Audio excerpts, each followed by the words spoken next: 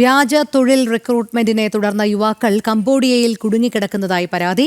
തിരുവനന്തപുരം അഞ്ചുതെങ്ങ് സ്വദേശികളായ 5 യുവാക്കളാണ് കംബോഡിയയിലേക്ക് വിസിറ്റിംഗ് വിസയുമായി തൊഴിൽ തേടിപ്പോയത്. സൂപ്പർമാർക്കറ്റിലെ ജോലിക്കായി 2.5 ലക്ഷം രൂപ യുവാക്കൾ ഏജൻസിക്ക് നൽകിയതായും വീട്ടുകാർ പരാതിയിൽ പറയുന്നു. ജൂലൈ 3-ാം തീയതി കംബോഡിയയിൽ എത്തിയതായി വീട്ടുകാർക്ക് വാട്സാപ്പ് സന്ദേശം അയച്ചിരുന്നുവെങ്കിലും പിന്നീട് ഇവരുമായി ബന്ധപ്പെടാൻ സാധിച്ചിട്ടില്ല എന്ന് യുവാക്കളുടെ അമ്മമാർ ജനം ടിവിയോട് പ്രതികരിച്ചു. ജനം എക്സ്ക്ലൂസീവ് ഈ വാർത്തയുടെ കൂടുതൽ വിവരങ്ങളുമായി അഖിൽ പാലോട്ട് മഠം ചേരുന്നു. അഖിൽ, 5 യുവാക്കളാണ് ഇത്തരത്തിലുള്ള വ്യാജ തൊഴിൽ റിക്രൂട്ട്മെന്റിനെ തുടർന്ന് കംബോഡിയയിൽ കുടുങ്ങിക്കിടക്കുന്നത്. അവരുടെ രക്ഷിതാക്കൾ അല്ലെങ്കിൽ അവരുടെ വീട്ടുകാർ പറയുന്ന കാര്യങ്ങൾ എന്തൊക്കെയാണ്? അഖിലിലേക്ക് എത്താം. 5 തെങ്ങ് സ്വദേശികളായ 5 യുവാക്കളാണ് ഇത്തരത്തിൽ കംബോഡിയയിലേക്ക് വിസിറ്റിംഗ് വിസയുമായി തൊഴിൽ തേടി പോയത്. പക്ഷേ നിലവിൽ ഇപ്പോൾ അവർ അവിടെ കുടുങ്ങിക്കിടക്കുന്നതായുള്ള വിവരങ്ങളാണ് ലഭിക്കുന്നത്. സൂപ്പർ മാർക്കറ്റിലെ ജോലിക്കായി 2.5 ലക്ഷം രൂപ യുവാക്കൾ ഏജൻസിക്ക് നൽകിയതായും വീട്ടുകാർ പരാതിയിൽ പറയുന്നുണ്ട്. ജൂലൈ 3-ാം തീയതി കംബോഡിയയിൽ എത്തി. പക്ഷേ വീട്ടുകാർക്ക് വാട്സപ്പ് സന്ദേശം അന്ന് അവർ അയച്ചെങ്കിലും പിന്നീട് ഇവരുമായി ഒന്നും ബന്ധപ്പെടാൻ സാധിക്കുന്നില്ല. അതുകൊണ്ട് തന്നെ വളരെ ആശങ്കയിൽ തന്നെയാണ് ഈ 5 യുവാക്കളുടെയും വീട്ടുകാർ. ഇത്തരത്തിലുള്ള വ്യാജ റിക്രൂട്ടിംഗ് ഏജൻസികൾ ഇതിനു മുൻപും പല രീതിയിലുള്ള തട്ടിപ്പുകളും നമ്മൾ കണ്ടിട്ടുള്ളതാണ്. ഇപ്പോൾ ഏറ്റവും ഒടുവിലായി വരുന്ന ജനം ടി വി പുറത്തുവിടുന്ന വാർത്തയാണ് 5 തെങ്ങ് സ്വദേശികളായ 5 പേരാണ് ഇത്തരത്തിൽ കംബോഡിയയിൽ കുടുങ്ങിക്കിടക്കുന്നത്. അഖിലിലേക്ക് പോകുന്നു. അഖിൽ, പറയൂ.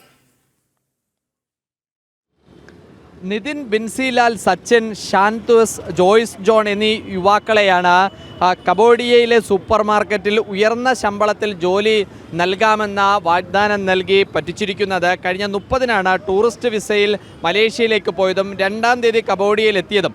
സച്ചിൻ്റെ അമ്മയ്ക്ക് വാട്സാപ്പ് സന്ദേശം അയച്ചിരുന്നു. പിന്നീട് 5 പേരും ശബ്ദം കേട്ടിട്ടില്ല എന്നതാണ് അമ്മ പറയുന്നത്. അങ്ങനെ വലിയ രീതിയിൽ ജോലി വാഗ്ദാനം ചെയ്ത ഈ നാട്ടിൽ വീണ്ടും തട്ടിപ്പ് നടക്കുന്നുണ്ട് എന്ന് തന്നെയാണ് നമുക്ക് മനസ്സിലാക്കാൻ സാധിക്കുന്നത്. 5 പേരും 2.5 ലക്ഷം രൂപ വീതമാണ് നാട്ടിലെ ഏജൻസിക്ക് നൽകിയത്. കംബോഡിയയിൽ എത്തിയതിനു ശേഷം വിസ നൽകാമെന്നായിരുന്നു വാഗ്ദാനം നൽകിയിരുന്നത്. 17,000 രൂപയാണ് യുവാക്കളുടെ കൈവശവും ഉണ്ടായിരുന്നത് എന്നതാണ് യുവാക്കൾ നമ്മളോട് പറയുന്നത്. കംബോഡിയയിൽ എത്തിയ ശേഷം യുവാക്കളുടെ പക്കൽ നിന്നും വിസ കൈക്കരുതുകയും തുക ഏജൻസി ഉൾപ്പെടെയുള്ളവർ വാങ്ങിയെന്നും യുവാക്കൾ വീട്ടിലുള്ളവരെ അറിയിച്ചു എന്നതുമാണ് നമുക്ക് ഈ ഘട്ടത്തിൽ മനസ്സിലാക്കാനും സാധിക്കുന്നത്. എന്തായാലും വീണ്ടും തലസ്ഥാന നഗരിയിൽ യുവാക്കളെ വിദേശത്തേക്ക് ജോലിക്ക് കൊണ്ടുപോകാമെന്ന് പറഞ്ഞ് ഒരു വഞ്ചന കൂടി നടന്നിരിക്കുന്നു എന്ന് തന്നെയാണ് നമുക്ക് മനസ്സിലാക്കാൻ കഴിയുന്നത്.